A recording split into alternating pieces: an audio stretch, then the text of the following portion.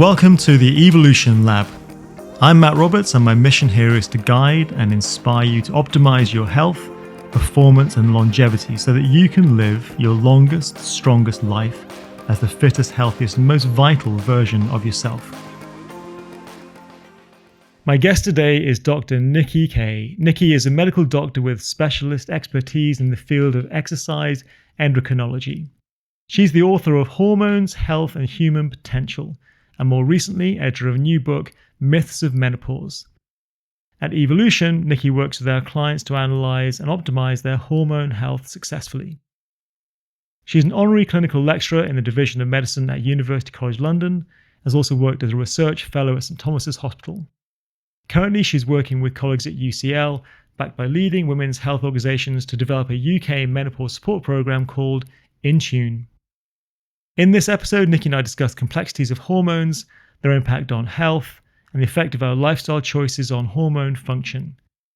We talk about the importance of sleep, the role of hormones in physical and mental health, menopause, testosterone decline, and other hormone changes throughout the life cycle. We also touch on the impact of COVID-19 and vaccines on hormone levels, as well as many other things. So here is my conversation with Dr. Nicky Keay.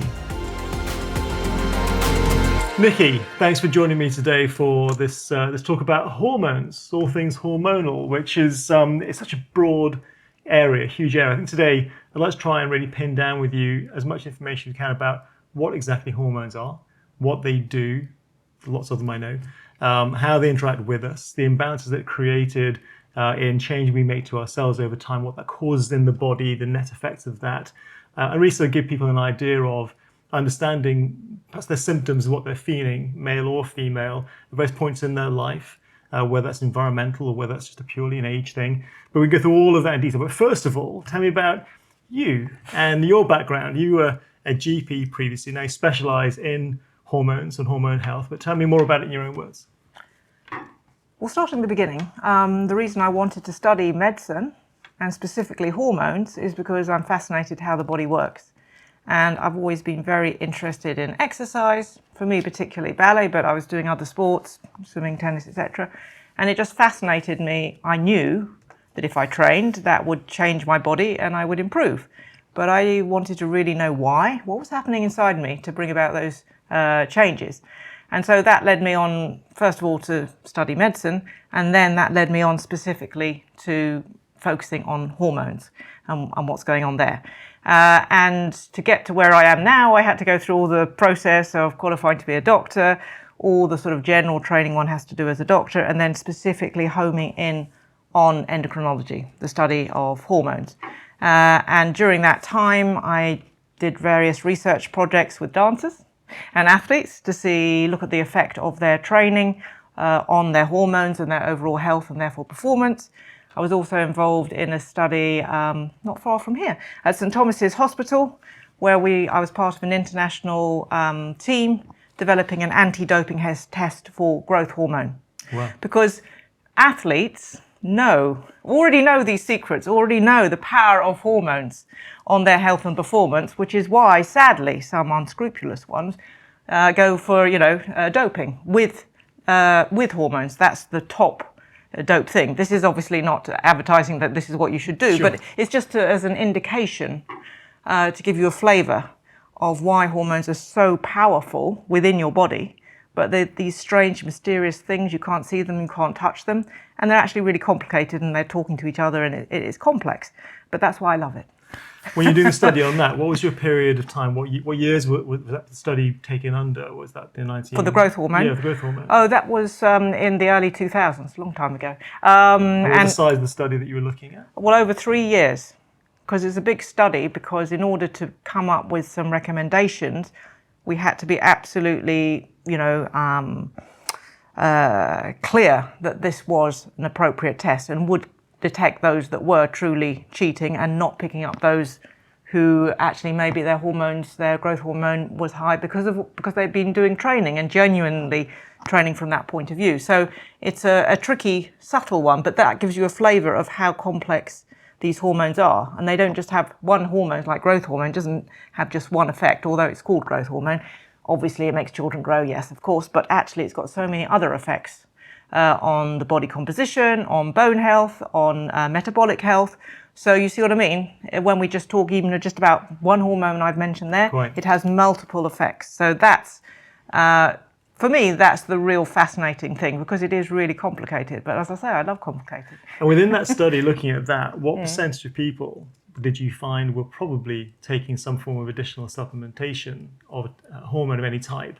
What percentage, you remember the numbers and the stuff, were maybe training so hard they were impacting their hormones significantly enough to assume they could have been taking something? What was that kind of balance? Well, what we were looking at was to see, first of all, is the range for an athlete the same as the general population? So that was one bit of the study. But actually, the crucial bit of the study is the classic double-blind, placebo-controlled study, where we, the doctors, were blinded to whether we were giving volunteers, not athletes, just volunteers, whether we were giving them dummy, placebo, or we were giving them growth hormone, right? So some of them we were doping, but then we had to do all the tests on them and then see if we could detect the ones that were doping and the ones that weren't. But this was a controlled study. So to stress, this was not on athletes. No, obviously that would be illegal, right?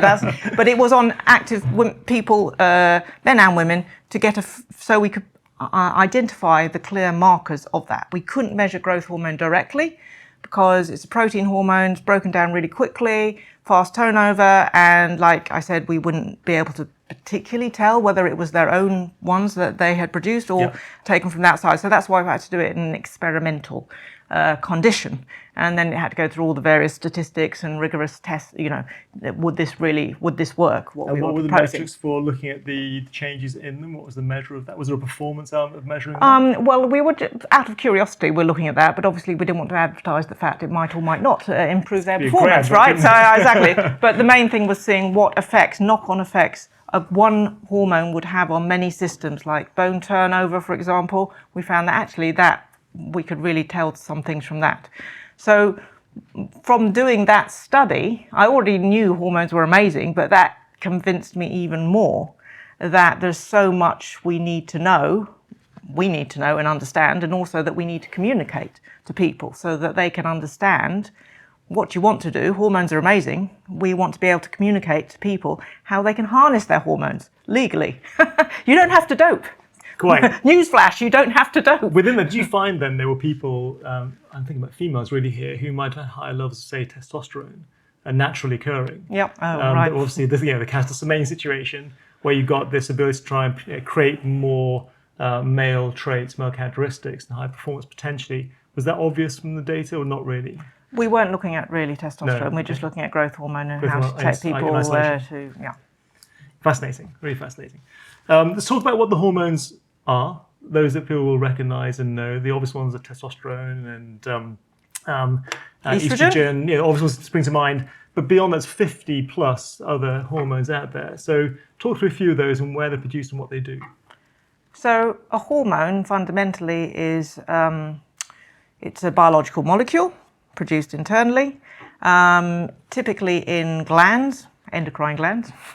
Naturally. Yeah, right. So, for example, the testes, the ovaries, the thyroid gland in the neck, people have probably heard of these things. That's where these chemical molecules are produced, and then they're released into the bloodstream.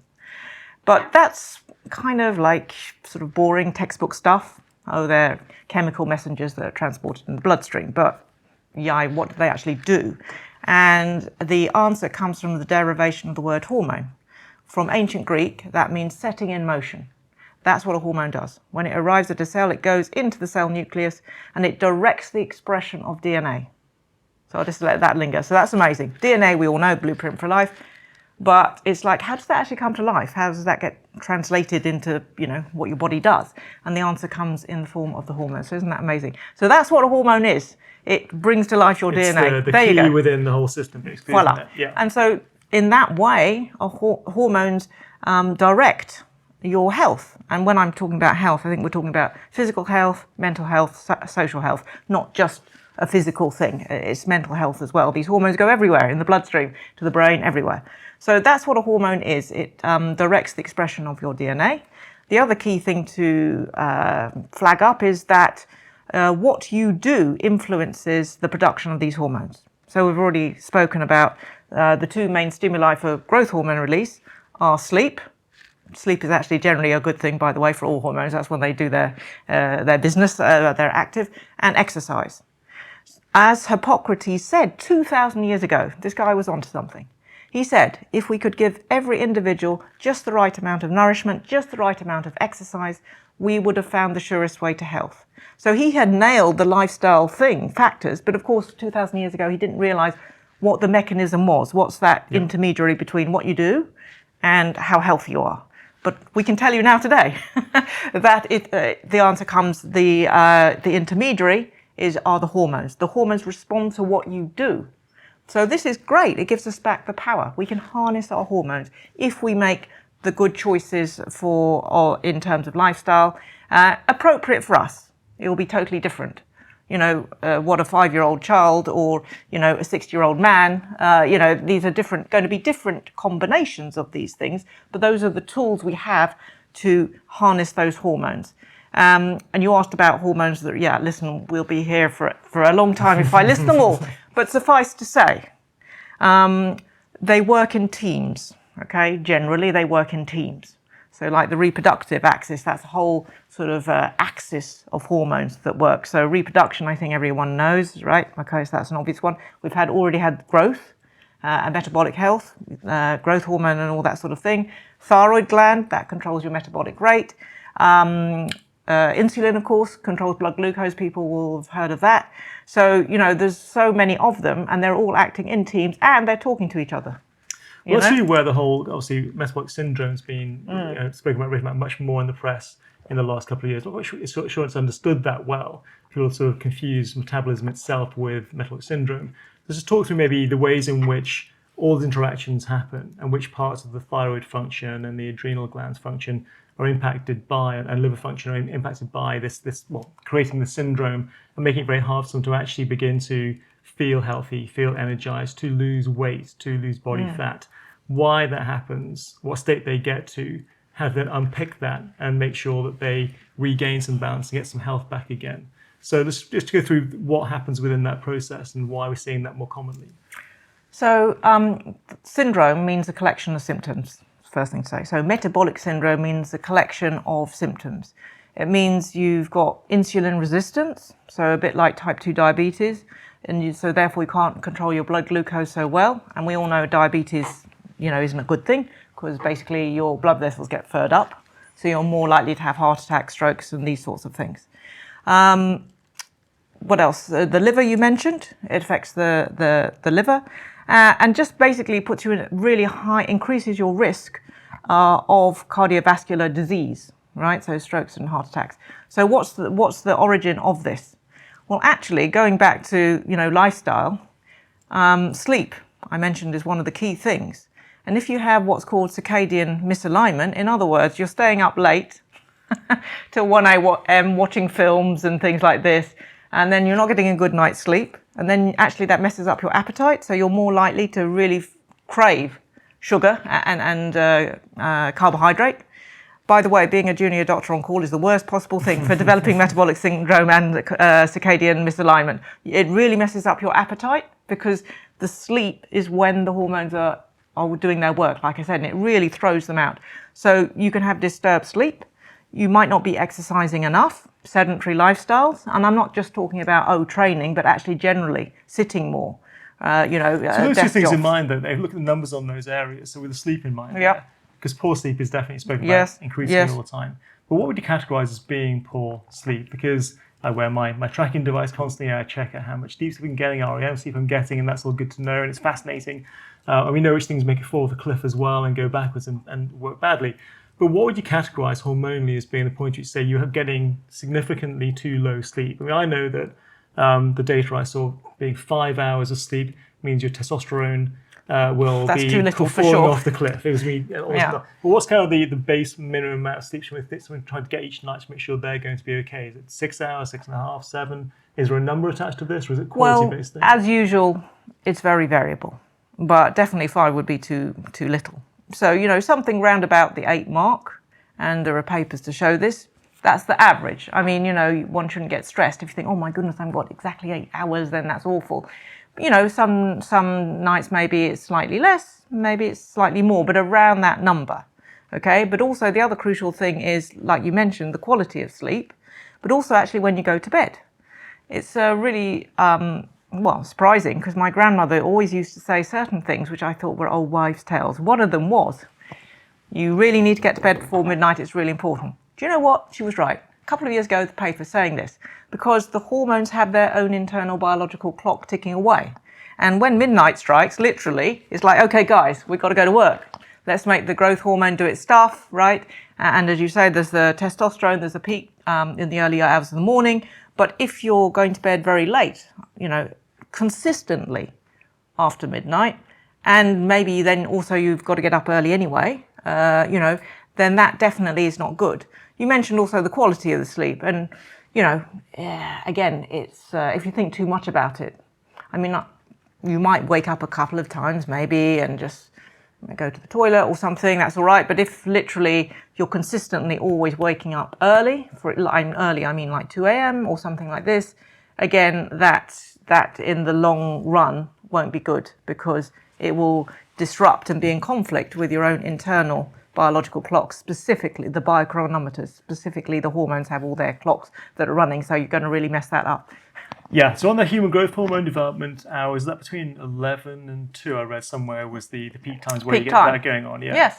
And the testosterone slightly later, a bit later. Slightly later as well, I think the last part of your sleep? Yes, the cortisol awakening response. So while you're asleep, the cortisol should be at a lower level, right? And then it starts to come up when you wake. So yes, it's running on that clock, but that's its own internal clock according to the daylighter and that. So if your clock, you impose a different clock on that, then you can see it's a scheduling clash. It's not going to end well. What's the degree of change someone would expect to get? Let's say they're consistently going to bed at, say, 1 a.m. and they're waking up at about 7 a.m. They're thinking, I'll get 6 hours sleep, I sleep deeply, I sleep well, therefore I'm okay. But is there in reality a ticking clock with that, where at some point in time it's going to catch up with them? Is that a guaranteed thing? Is that most likely? Most likely.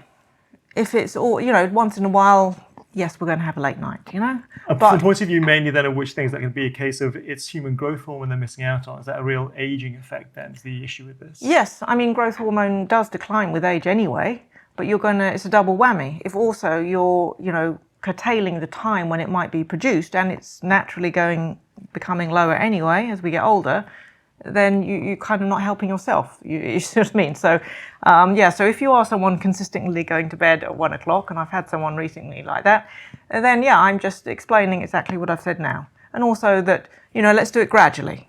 There's no point telling that person go to bed at 10 o'clock so they just lie there, won't be able to go to sleep. You have to kind of train yourself. We're going to do, we're going to do half past midnight. We're going to work back slowly until we get before midnight, like my grandmother advised, you see. So that's the other thing. It's always, if you got into a bad habit, or an unhelpful habit, should I say, for your hormones, then absolutely the good news is you can reverse these.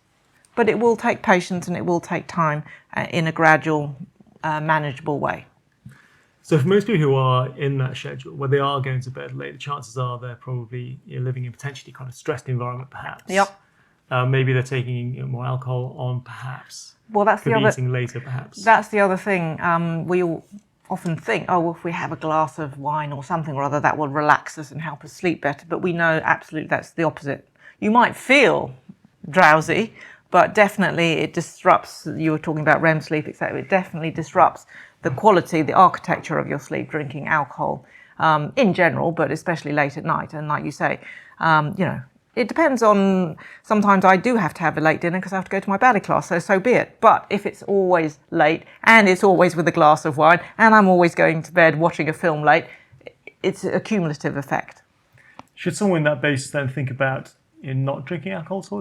Is the advice really that there's no positive benefit from drinking alcohol from a hormone perspective? Well, it's the burning question for most people, isn't it? I don't want to be a party pooper and say you've got to be teetotal forever, but it's just, a glass of something at celebrations and once in a while, I'm sure that's fine. But maybe just ask yourself, do I really need to drink that? Why? Is it because I'm looking for some escape, and also the nutritional value, apart from disrupting your sleep, etc.?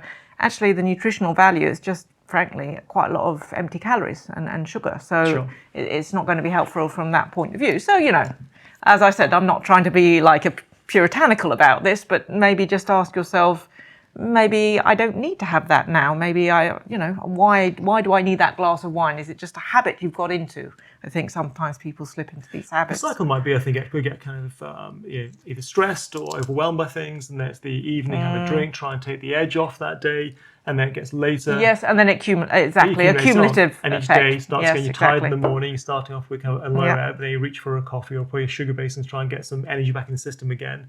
And you're sort of keeping up yourself in the day, trying to stay awake, keep going, and it gets to the evening, and it's another glass of a thing again. It repeats. So in that case, if someone thinks they've got maybe what they would perceive as being adrenal exhaustion, perhaps, would that be, or is it a case of, is it quite a rare thing to get adrenal exhaustion, some form of lack of ability to produce cortisol again? How frequent is that? Well, that's not strictly speaking a medical term. I mean, there is a medical condition called Addison's disease when your adrenal cortex packs and you don't produce cortisol. But I think what you're talking about specifically is this lack of the normal diurnal variation of cortisol or any hormone. Like we said, they all have their own biological clocks, and cortisol is meant to peak in the morning, like you said, so you wake up, and then it goes lower in the evening, and that's why you feel a bit drowsy and you go to bed. But if you're imposing a different routine on this, then you won't have that nice variation. So you sort of be stuck on one level, and the body responds to change. So if it's not seeing that usual change, how is it meant to distinguish? Am I meant to be awake or asleep? It's confused, literally. So someone's listening to this and they are thinking, well, I wake in the morning and I'm exhausted, I can't get out of bed, and it's hard to get going. What's the kind of the symptom checking with understanding whether you have a real problem or whether you're just actually lacking a bit of sleep and you're a bit tired? Are there signs to look for where you might get some form of real problem with being able to produce cortisol on the right levels? What would they look for? What are the signs? How would they then try to overcome that? Is there a case of going for a blood test, going for a Dutch test? What's the advice with that? I think just going back to, looking with a critical eye almost on your behaviours. Just that would be the first thing before we rush off and test things. Actually sometimes, and especially hormones like this that are very, transient and variable, then actually I think just going back to the basics, remembering Hippocrates and my grandmother. So just go back to those fundamental things and try and manage those, optimize those, and that could by itself make a difference. And then if it's still not, you're still feeling really bad, then sure, there might be an underlying medical condition which would definitely warrant an investigation. Yeah, okay. Looking at people you see all the time and the data you've looked at as well, I mean, we also have a lot of things we're doing to ourselves which are detrimental to our health at the moment. I know with Dr. Gareth Morris-Stiff, who's our liver specialist, we had on an episode recently, he was talking about the things that he sees within a liver surgeon perspective as being the main cause of liver fatty depositing and liver stiffness and scarring, and where he'd assume it might be alcohol. His understanding from his own work is very much actually it's processed foods that are causing the biggest problem by far. So I'm guessing with hormones, the same kind of thing is happening. Are you seeing a proliferation of changes in hormone levels that you can specify as being down to change in eating habits that are towards processed foods, or is it just too much volume of food? Is it a lack of food in many cases? All of above. Yeah. I mean, what's the most common there? Are processed foods causing a big problem from a hormone perspective? I think so, because they are sort of basically processed foods. You do processes to take all the nourishment out, and then you put back in lots of preservatives, you see. And so then it's not satisfying. So you don't think you've eaten enough. You don't feel, that you've had enough and you want more. So it's much easier to overeat if you're eating processed foods. But I think basically we've got this spectrum, this dichotomy. On the one hand, we have these sorts of, people who have sort of got hooked on processed foods and are overeating probably for their demands, right? So they've got a surplus of energy, which almost definitely don't like. But then on the other hand, we've got some people who I see who are, frankly gone the other way and maybe trying to eat so cleanly, as they call it, that they're very orthorexic and avoiding foods that are really important, like really good whole foods, complex carbs, which you need to fuel your training, your exercise. And so we have the two camps. And I made a diagram which basically it's got scales, and ultimately you want to, provide sufficient energy to cover all your personal energy demands, right? Just sort of day to day, resting metabolic rate and whatever exercise you're doing. But then we have people who are, the scales are tipping, like you've got too much excess energy. Hormones don't like that, right? Metabolic syndrome, we spoke. Or we have other people who are the opposite, are not fueling sufficiently or with sufficient types of food groups. And then they're now in energy deficit, these people. And guess what? The hormones equally aren't so happy and have to adapt. So the hormones adapt to what you throw at them, okay? Because you and I mentioned, we talked about this earlier, I don't like that term, hormone imbalance. Mm-hmm. Because actually I think we should look at ourselves. It's often an imbalance in what we're doing, our behaviours, which force the hormones to adapt and adjust appropriately to manage that situation, right? They're just responding to what you do. They've had millions of years of evolution to know what to do, right? They're not intrinsically unbalanced, unless we're talking about a true medical condition. I accept there are some, like we've mentioned, sure. Addison's where you don't produce enough cortisol, and of course type 1 diabetes where you don't produce enough insulin. So of course, if there truly is a problem with the hormones, that's fair enough. But I think often we point the finger at the hormones being troublesome, when actually I think it's harder to look at our behaviours and change behaviours. That's the hardest thing there is to do. So of course the ideal thing is don't slip into these habits and be aware of what's going on. But but to reassure people, if you have slipped into whichever way, too much, too little, it is reversible, and your hormones will be very thankful if you make those changes, and doing them small, gradual, manageable way, you can change. I think the point about avoiding certain food groups, certainly with carbohydrate in mind, and we'll touch on to the female perspective and issues with hormone and hormone changes over time. But actually most females, I suspect, going into menopause and through menopause, try and find some solution and find some way to eat differently to cope with the changes physically going on. That tends to involve, by and large, avoiding carbohydrates. This is counter to what the body needs, isn't it? Yes, unfortunately, complex carbohydrates have got a very bad press, if I can put it like that way. People think they just look at a slice of bread and suddenly they're going to balloon and then get diabetes or something. Well, that's not true. So why should someone take carbs on it? Well, in the points of going into menopause and through menopause, why should they take carbs on? Sure.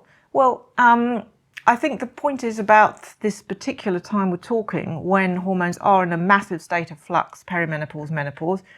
We have to accept and acknowledge that yes, the metabolism does change, and there is more of a propensity to put down visceral fat especially and lose muscle. So it's true, we do have a challenge, but there is no such thing as a menopause diet. It just means hopefully you just review your diet. If you've slipped into a slightly bad habit with processed food, then of course you address that. But why should you not do crazy diets, and why should you cut out carbs entirely? Because carbs are complex carbs, so I'm talking about wholemeal bread, pasta, these sorts of things. These things are actually the main food group you need for exercise, decent quality exercise. And so if you're trying to counteract the effect of hormone change, maybe predisposing to fat deposition and loss of muscle, then you definitely want to be doing quality exercise, don't you? Absolutely, you need to be. Sure. But there's no way you can achieve that quality exercise you're looking for if you're not putting energy in the system. I mean, if you try to drive your car and the tank's on empty, it's going to be really bad for the engine. I do know that. I'm not a mechanic. But so the same thing with your body. You do have to give it appropriate amount of carbs. So it's about looking about the timing of the carbs, the portion size of the carbs. So I'm not saying you should eat massive, but just eat it, appropriately at each meal. Is there a number of grams per day in mind, or is it quite varied? I think it's very variable, so I don't want to sort of give anyone. I'm definitely not the dietitian here, but the point is that don't exclude them entirely. Be mindful of the portion size, and it's appropriate for what you're doing. Fuel for the work required is the sort of term we band about. So that is really crucial. But as we get older, and especially in that perimenopause, menopause age group, so keep eating carbs at appropriate times, but also increase definitely your protein intake because of the tendency to lose muscle mass. So you want to give your hormones, the slightly lower levels of hormones, every single chance they can. So you want to give them an anabolic stimulus with strength training. You want to give them the building blocks, the amino acids to put down muscle. So you can definitely, again, it is a challenging time, I know, but it's possible to make changes, just tweaks, changes with the tools at your disposal. Within perimenopause and menopause, what is the average loss of muscle mass over that period that you're seeing? Is there a percentage you can define that by? I read somewhere recently it was an average in a study of around 4% loss, 3-4% loss of muscle mass, and a slightly higher gain in body fat as well at the same time. I know, it's not good reading. It's not good reading, and the same as also bone loss as well. That's why, osteoporosis, the silent killer, as they call it, it's true. My mother, okay, she's old, but her spine is real, and she's much shorter than me. It's really scary disease, and it's one of those things that creeps up on you. You won't suddenly one day wake up and think, oh, I've got osteoporosis and I've lost all my muscle mass. It's just this sort of slippage that happens.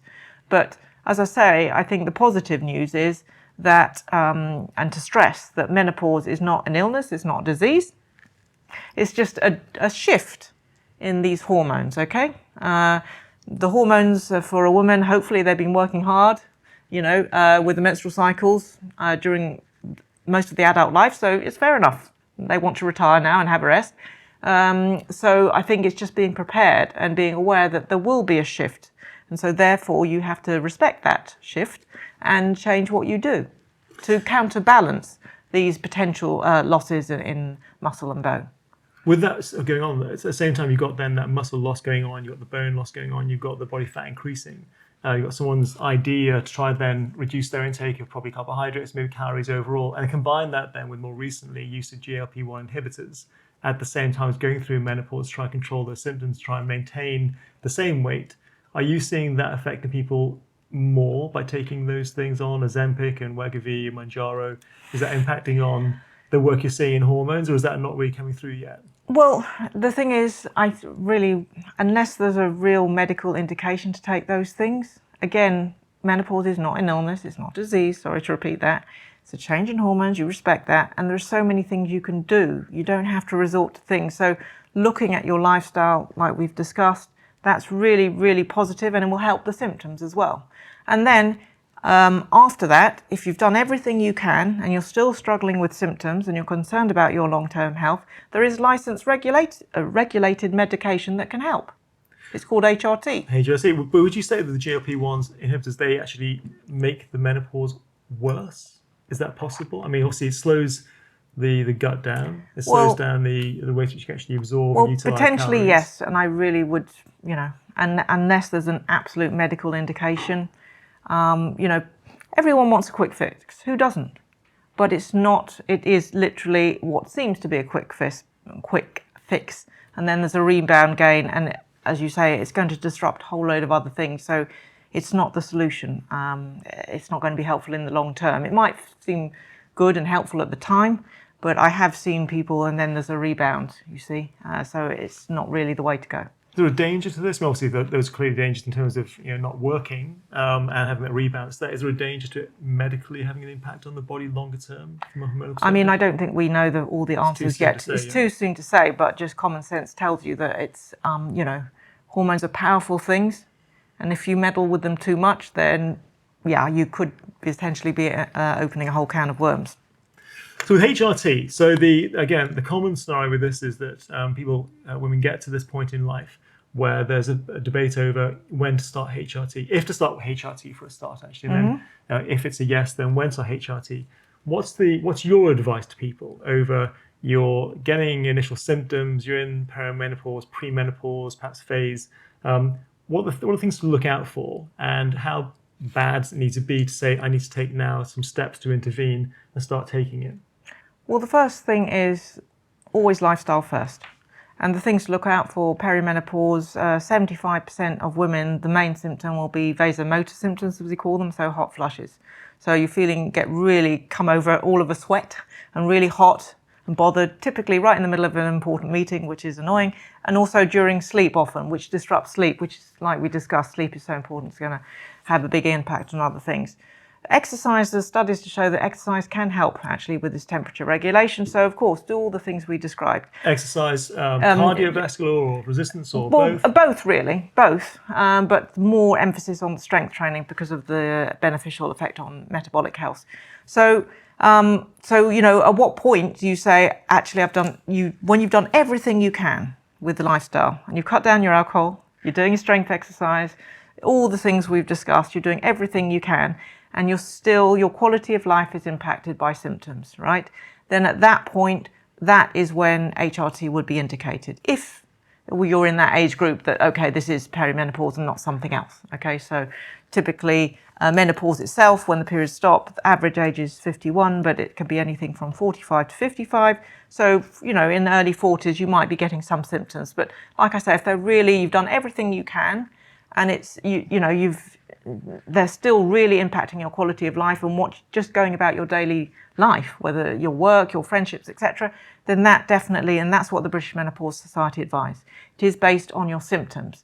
You've tried everything, but now that's it. So in answer to your question, when to start HRT, it's not like particular age. It's not like, it's when you're whatever age it is. Some people do start taking it on the basis of the fear is that if I don't take this, then I'm going to get older more quickly. It's an anti-aging device. It's not the elixir of youth. Sorry, newsflash. Sorry. If you take HRT, you're not going to be 21 again. So sorry, let's be realistic. So again, expectations. HRT is licensed regulated to deal with symptoms. So if you've got symptoms, it definitely will help. That's the main indication. But we do know that there is a beneficial effect in terms of long-term health.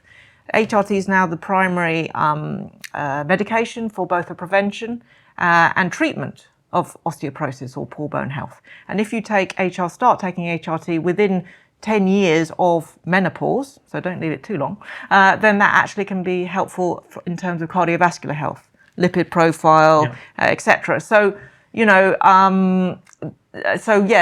HRT for symptoms and with half in mind on long-term health, but please don't take it as the elixir of youth because you will be disappointed. And if you take it, I've also had some women who take it, who haven't done all the lifestyle things and take it, and then they're disappointed. They're not 21 again. It's like, well, it's not going to happen anyway, and it's definitely not going to happen if you haven't taken care of what you can take care of. But certainly it's something that women should consider, because unfortunately there are two camps. There are very negative, don't touch it, it's artificial, etc., etc. And then there's the others that say, take as high a dose as you can as soon as possible. So it's got to be something in the middle. That's really the crucial thing. And also the other thing we should just quickly highlight is that there was a big scare about does it cause breast cancer? And just to set the record straight on this, for every 1,000 women in the age group 50 to 59, there's going to be 23 women that sadly do get breast cancer. Not necessarily die, but will be diagnosed with breast cancer. There were an extra 4 cases if you take HRT. This is the same as taking the oral contraceptive pill. Sweet. Right? Great. And also the same as people having 2 or more units of alcohol regularly per day. So, we have to put it into perspective.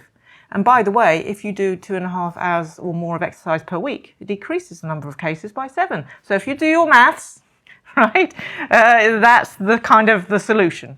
Lifestyle, exercise, HRT, lowest possible effective dose.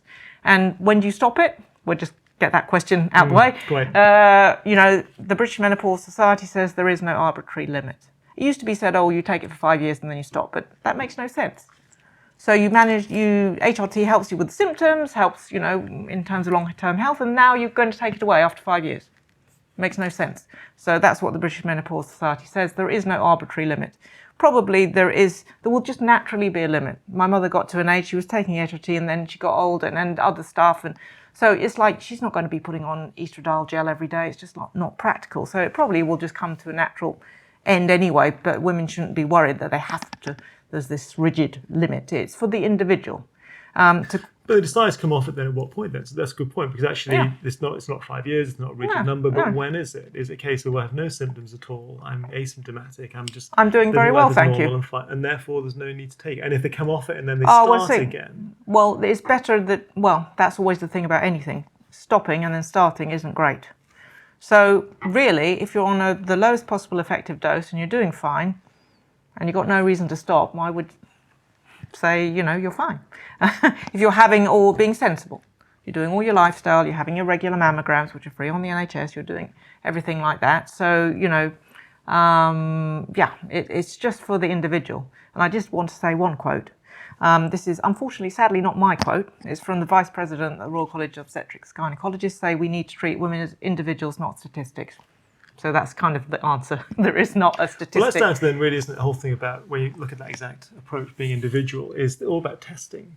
So the blood testing element and the frequency of blood testing and understanding how someone is a long time, so the symptomatic responses is vital in this, because trying to guess at it isn't possible. For what? For people in the menopause, understanding what to take with HRT, when to take it, how much to take as well. Because the core response we find from clients as well going to see their specialists is, I'm not getting the response I should be, and the answer is just double it. Which seems quite sort of arbitrary. Yes, well, it is actually directed on symptoms, interestingly, because the thing is, and actually we are advised not to diagnose perimenopause on a blood test, because perimenopause is such a variable event that if you do a blood test, we might get it when your hormones are actually doing quite well, or we might get it on a bad day, or we don't know. So it's really, it is based on symptoms over 45, and we don't give the dose according to the blood test, because how are we meant to know what your personal level is for you? It's on your biological response to the hormones. So the hormones, there is a time and place absolutely for measuring hormones. I love my hormone blood tests. Absolutely, they're very, very useful, but not for this, in this context, because it's on your biological response to those hormones. We published a study recently when these poor women they had a blood test every single day of their menstrual cycle, and we looked at all their graphs for all these women, and I mean they were all doing roughly the same thing, but we were actually really surprised. There was so much variation in the timing, the level of the hormone, yet we knew they all ovulated because they'd all had ultrasounds, and yet they were so different. So it would be the same thing in this situation. If we do a blood test and we get your levels, how do we know how that corresponds to what you were before or whatever? So playing devil's advocate, would you possibly look at this situation where you might have someone doing blood tests from the age of, say, 30 onwards, and then you get more data and see someone's individualized approach? Would that help? That would be a more logical approach. A practical approach, I don't think so. But definitely. But it'll give you the data you need, though, right? But your point about what's gone before, I think, is really, really important one, and something I've just written about recently. So, how you arrive at menopause and how you experience it will depend a lot on what's gone before. So, for example, now we have many more women who are reaching menopause who actually might have spent a lot of their menstruating years not having menstrual periods because they've been on hormonal contraception and everything's been totally suppressed. So, your point in general terms, we have to treat the person as an individual, what's gone before. I think that's really interesting, because more and more use of hormonal contraceptions, fewer and fewer pregnancies, which are meant to be, pregnancy is a good thing. It's not least because you produce a baby, but actually for your health, for reducing a risk of breast cancer and all these sorts of things. So we have to take all the past history into account, and it will be lovely if your idea is lovely, but I don't think practical. But at least in a history, in a clinical history, when I'm talking to the woman, it's like, okay, you are in perimenopause, but actually, before we discuss what you're going to do now, tell me about what's happened before. So I'm doing that already, kind of in that way, understanding her hormone history, her female hormone odyssey, as I call it. You get that picture of what's been going on for her before, which will be relevant. Entirely, definitely. So the advice someone would have then is obviously you do those things, talk to someone like yourself about when to intervene with HRT. On the other intervention side, exercise should be 2.5, 3 hours per week, largely weight training based, get that happening as well. Clearly a whole load of cardio as well to make sure that overall health and well-being is all happening at the same time. Can I also mention enjoyment?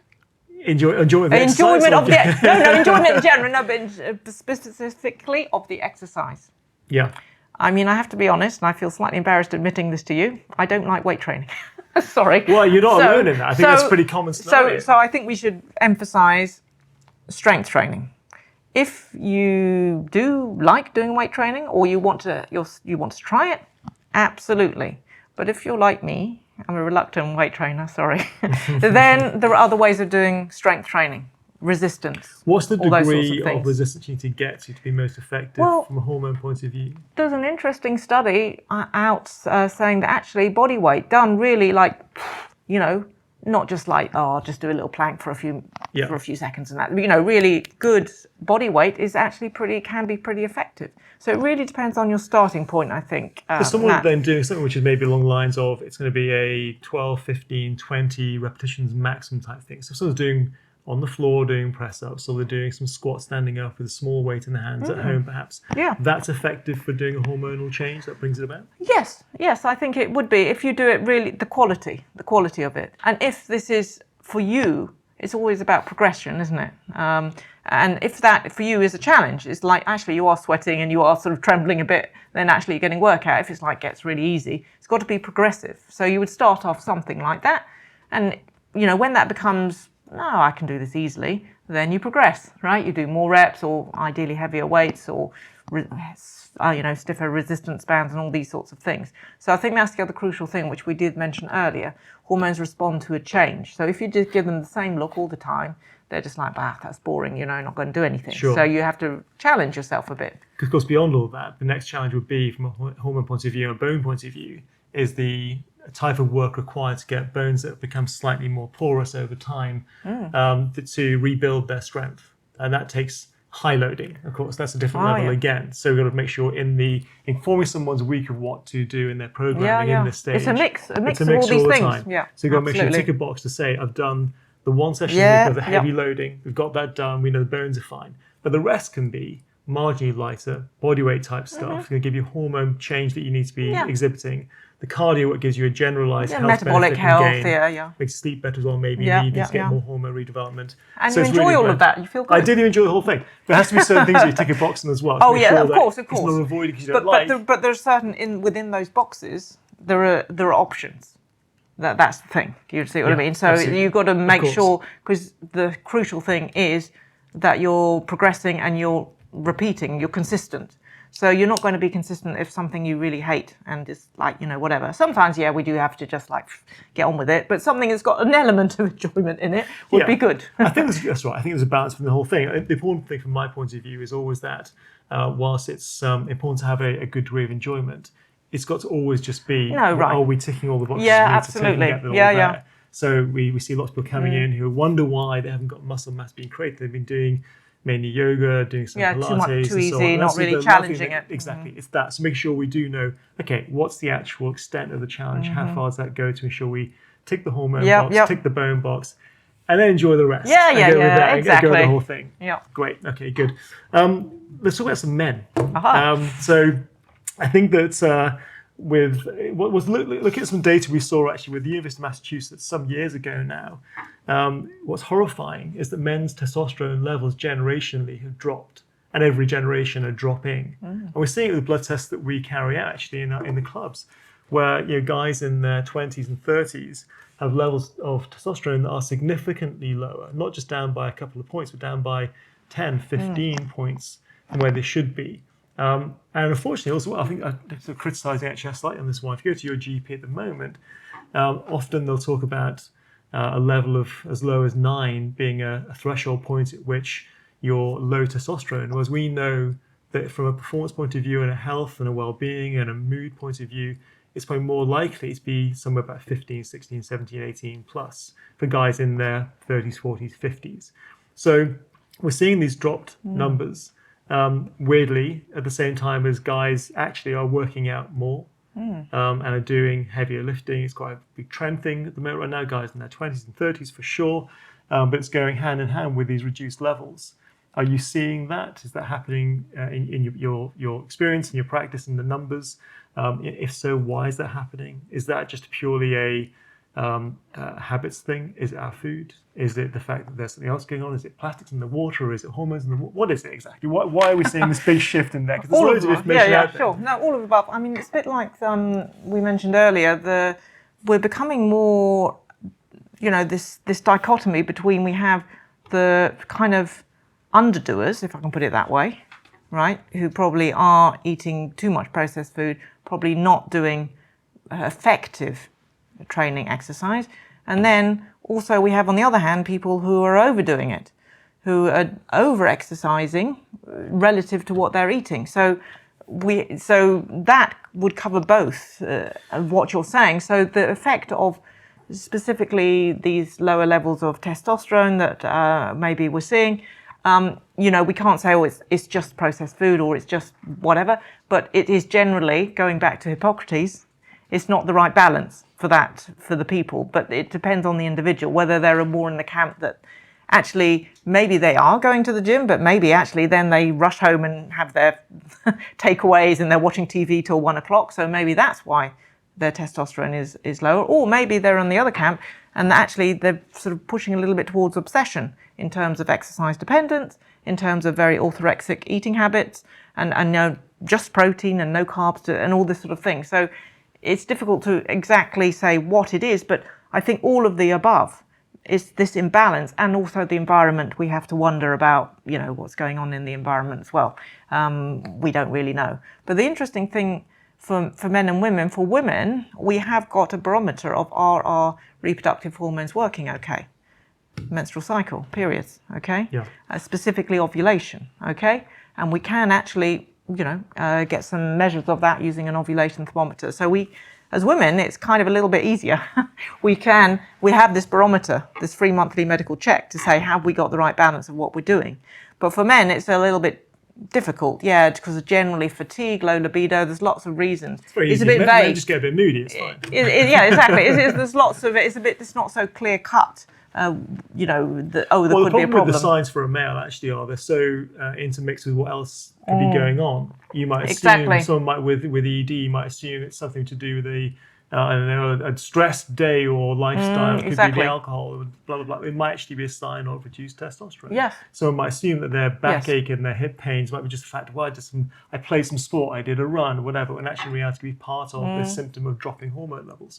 So it's hard to pin down, you're right. But that's why it would, in this case, for example, it would be useful, I think, to quantify what the hormones are, just, run, let's see. Because it could be something, it could, rather than testosterone, actually, could end up they've got a thyroid problem or something. So that would be a situation where it is a little bit woolly. Let's pin it down and see if there is something, if it's just sort of generally across the board, then we know we can go back to, okay, there's something not quite right with the balance of the lifestyle. But you never know, there might be a medical condition going on. So it's important to quantify the hormones in that situation, I think, if one's not sure what's going on. Given that there's obviously not really the fabled men's menopause, but there is obviously clearly a drop-off and change in hormone levels over time. What's the sort of frequency? If someone's in their 40s, what's the frequency of blood testing to check on that bit of data and those metrics that you should be doing? Is it once a year, once every 6 months, once every quarter? How obsessive is it? Is it kind of a Brian Johnson type thing of testing every day? Definitely not that, because there is diurnal variation and everything. So I think it really depends. If you do a test, and depends what the level is. If you're like, oh gosh, that's not so good, then you probably want to do it like in 6 months after you made some changes, see what's going on. But generally, just checking every year is good enough. For example, thyroid. I just get checked in on that every year just to see, just make sure the TSH hasn't gone too high. So it really depends. But just to clarify on the point you're making there about, men and the testosterone, yes, you're absolutely right. Sorry, guys, you don't have andropause. It's true, it does go down. I got a little graph, and after the age of 50, yes, there's just a little slope down. But just to point out, it's not the dramatic drop of estrogen, just saying. No, quite. Right. But there is a drop, but also both men and women. There is a gradual decline in growth hormone, an anabolic hormone. So we share that, Yes, we have. That is, again, part of getting a little bit older. And again, I mentioned this earlier, aging and everything. I argue we start aging from the moment we're born. So why are we making such a big deal about, 50s being this dreadful, everything, the wheels are falling off, it's dreadful. So yes, there is a gradual decline in all the anabolic hormones, the bodybuilding hormones, growth hormone, men and women. For women, of course, the estrogen, and for men, the testosterone. But, on a positive note, this, we know that this is a physiological decline, but there are absolutely things you can do to mitigate the potential effects of that. You mentioned metabolic syndrome. There are things that you can do to, try and nip that in the bud, to stop it going down. But if you're worried that despite everything you're doing, you're still feeling not good and you're concerned, that is when, doing a hormone test just to see if there is a medical thing. For example, women are more likely to develop underactive thyroid, especially as they get older. So, I think it's in that situation, it would be justified. And other simple things like vitamin D.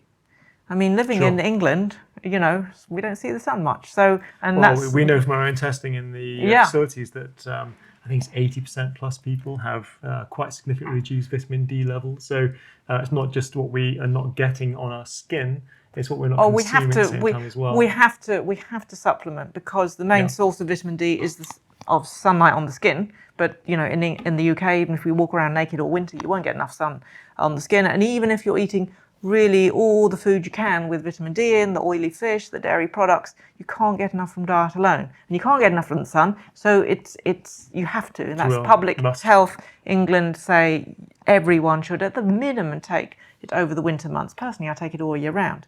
Why are we going on about vitamin D? By the way, I do want to claim it for a steroid hormone, because it is.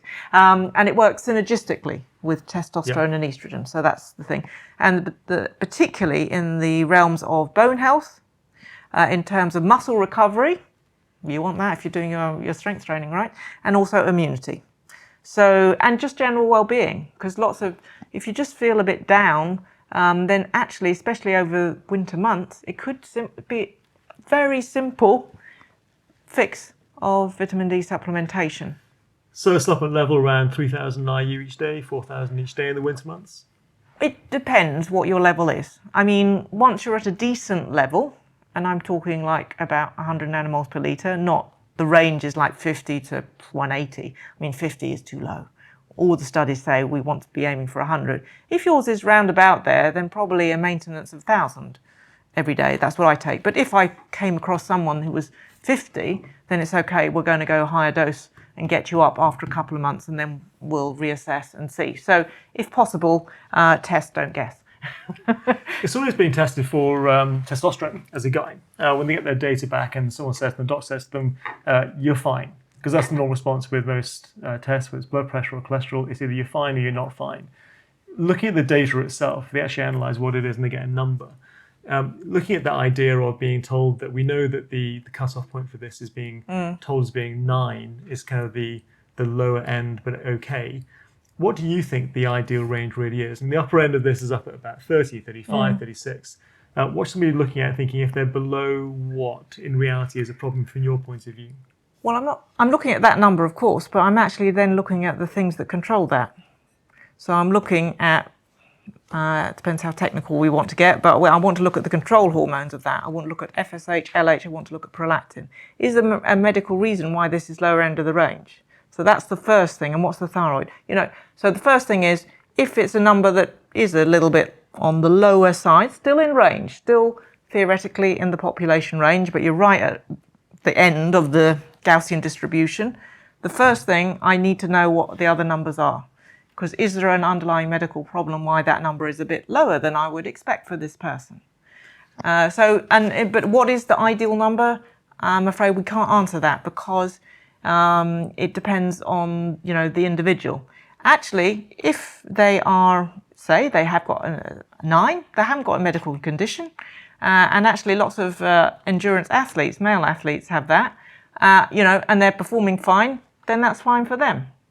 But I would still encourage them, by the way, to do strength exercise, because that's probably is why it's low. But so it really depends in the context, the clinical context of how the person's feeling and all the other hormones, if there is a problem there that we need to address.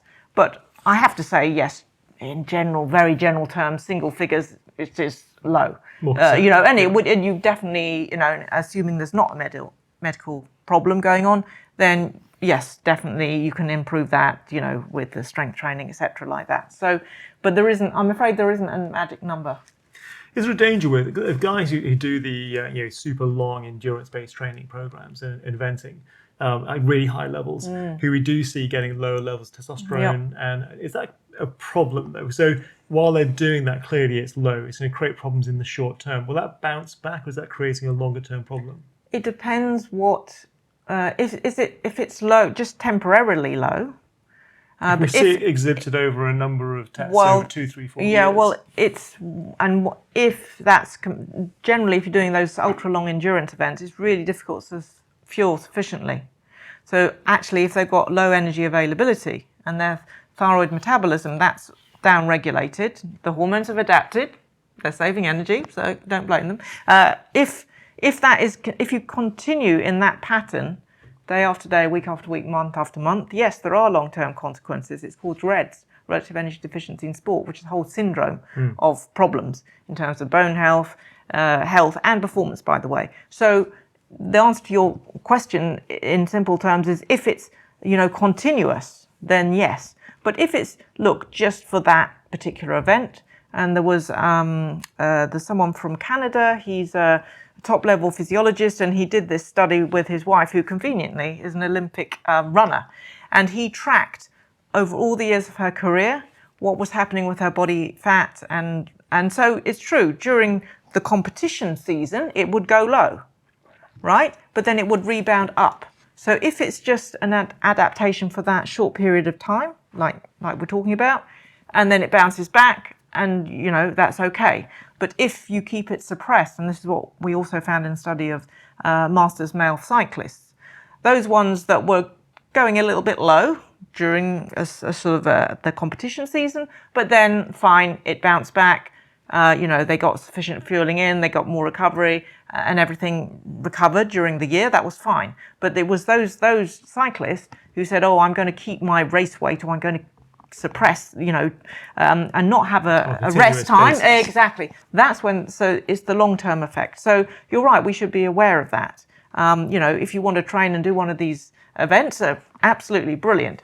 But don't fall into the trap, because it is kind of like addictive, exercise sure. and that way of eating and all that sort of thing. So the body needs a little bit of a rest as well. Needs a rest, and the antidote, I guess, for the person who's listening to this, who's the middle-aged man in lycra, the weekend warrior who does, he does a number of miles per week on a bike or running, and then that's all they're doing and focusing on. Is the antidote slightly rest, but slightly also changing, then doing more resistance work to ensure you're getting that other overload? Absolutely. In the male cycling study I referred to, not only was the problem that some of them were, pushing it too much all the time, but also they were just cyclists, and I can speak because I've got a family of cyclists. So they're either on their bike or they're on the sofa, right? They don't like, particularly doing other, strength exercise. But when my son became a cycling coach, it was an interesting dynamic. He was coaching my husband, and he was quite tough on him. And yes, it was like he did strength training, and it paid off, by the way. Right. Not only in his performance, which obviously was important, but actually his overall health. So you're absolutely right. If you are a weekend warrior doing your cycling or running or whatever it is, yes, you do need to balance that with some strength training. And if everyone at this point is groaning and saying, "Oh, we don't like doing that," not just for your health, it's for your performance. If that's quite, yeah, for sure. And then with that same group as well, I know with that test you refer to, I think that's the one that also showed those guys that were overreaching, overdoing consistently cycling specifically. They were showing also, I think in the same group, bone density to be reduced at the head of the femur. They showed lower levels of testosterone, the single figures we were talking about, lower levels of the thyroid hormones, down-regulated metabolic rate, and poorer bone density was actually in the lumbar spine, Matt. The lumbar spine, because that is the trabecular bone, which is very sensitive to hormone changes, okay? I mean, their hips weren't brilliant either, because they were only cycling, they weren't loading their hips, it's true, but it was particularly the lumbar spine. But the good news bit of this story is that we tested them all at the start, and we divided them into two groups, matched on their bone health at the start. And to one group, I just said, go and do what you normally do, which unfortunately was this slightly obsessive overtraining, underfueling thing. And then to the other group, I gave them advice like we're discussing. Please fuel with carbs in a regular fashion. Please do some strength training. I'll give you some very easy stuff you can do at home. Okay. And then we brought them all back after 6 months and we reassessed them. The ones that had taken on board my advice, they improved not only their bone health, but also their performance. The other guys, they didn't perform so well during the race season, and they lost bone health, the same amount as an astronaut in space over 6 months. Wow. You know, when they go into space, there's no gravity, so they lose their bone, and that's why they have to be helped down when they come off. I mean, partly because their muscles have sort of wasted away. By the way, I don't want to be an astronaut. Anyway, but their bones have also got really thin. And so these guys on Earth, thinking that they were being super fit athletes, they'd actually lost the bones like an astronaut in space, not doing exercise. And the guys who did the right work, they improved. They improved bone density by what percentage roughly? Some clinically significant, so a small percentage. It always comes out if it's clinically 1, 2, 3. a couple of percent, like 2% or something generally. But in roughly. a healthy bone, that's quite significant. It really is. Oh yeah, and the other guys have decreased. Yeah. Wow, that was the real wake-up call. And remember the performance. If people again are thinking, oh, well, she's just talking about bones, I just want to cycle fast. It did reflect more in their power, performance. More power, exactly. So that's really the crucial it's all thing. positive stuff. It's great. Yeah. Good. And then finally, I guess one question as well that springs to mind is we've just been through in the last few years, massive shock to the system with COVID. And we know from various tests that we've carried out, we've seen changes in people's hormone levels during that period. Now, I'm not going to say it's down to COVID. In that period, definitely there were changes, drops in testosterone, changes in all sorts of different other parts of their data. How much would you say COVID itself, the COVID vaccine, and environmentally things we changed in what we were doing caused the changes for people? All of above. All of above. Listen, it's very difficult to tease apart one particular thing, but we have a few bits of information. We know that in women who went into COVID, as it were, having regular menstrual cycles, we know that lots of them, their periods became irregular, probably because of the stress of the situation, the environment, this unknown situation, what's going to happen. But also, it was also in women who received the vaccine. There was also a report that for a couple of cycles afterwards, so just temporary, it did also seem to cause some disruption. So I think it's all of the above. It's definitely this really strange. We've never had a pandemic like this before. It was just totally weird, wasn't it? The stress of when are we going to get back to normal, and also following different habits. Maybe, as you say, just more sedentary. We're told to stay in the house, and maybe some of us who was feeling stressed did reach for the bottle of wine or something like this. So it could have been the lifestyle factors.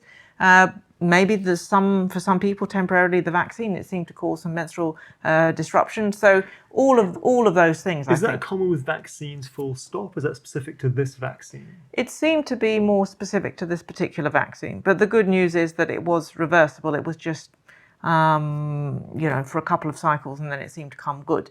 But I think that But I suppose it's a really combination of all those things. It's the stress of the situation, the unknown, and maybe also a change in the lifestyle factors. I think definitely,